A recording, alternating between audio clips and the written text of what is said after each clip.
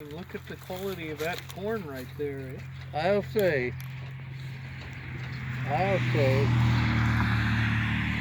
there isn't much doubt in my mind but what leaving that trash on the surface like that is responsible for the improvement of it. I'm sure of it. Yeah.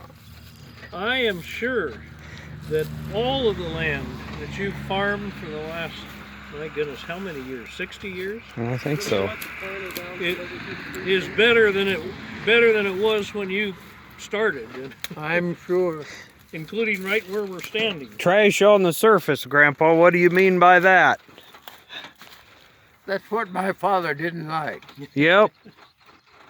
Grandma Whitmore was coming up to stay with the kids till the school bus came, and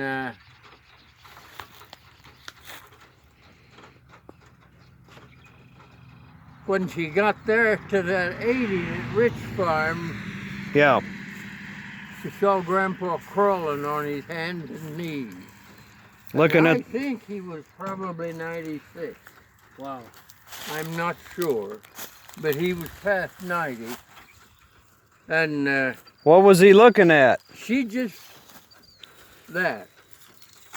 The trash that you're referring to, Trash- right? The trash was on the surface. This is actually called crop residue, but Yeah.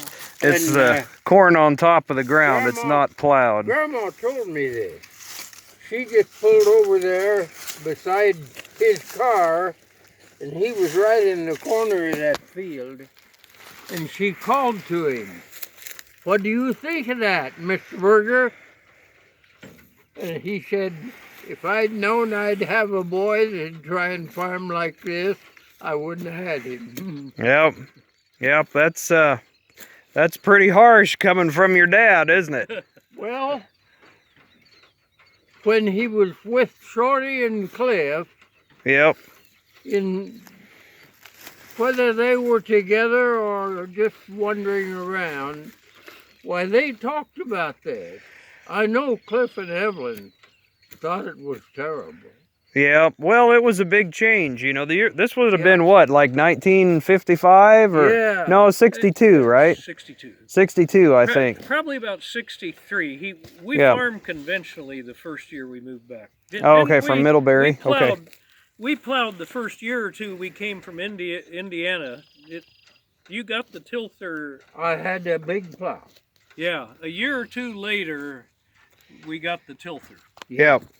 Yep. So, But so Grandpa told me when everybody had everything sorted out they were going to think about, yeah, Grandpa told me just quietly one day, he said, "You know, there's no use for you to try and get people to farm the way you do, yep, because they're not going to do it."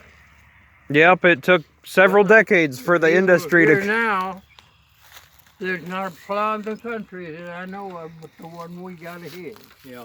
Yeah, nobody plows anymore now, do they? Yeah, But you figured it out first, right? yeah. And then people made fun of you, and nobody believed it Well- could work, right? Different. I think it was right in here that Dale Brenniger's father, what was his name? Neil. Neil. Yeah, He came down where I was here. And I was stopped, and he pulled in here, and he said, "How can you farm? Nobody else can." And then he told me he had bought a few of those little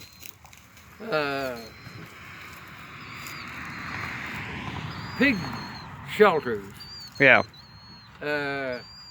with round tops. yeah, And he had them sitting out there where the calves could get out of the weather.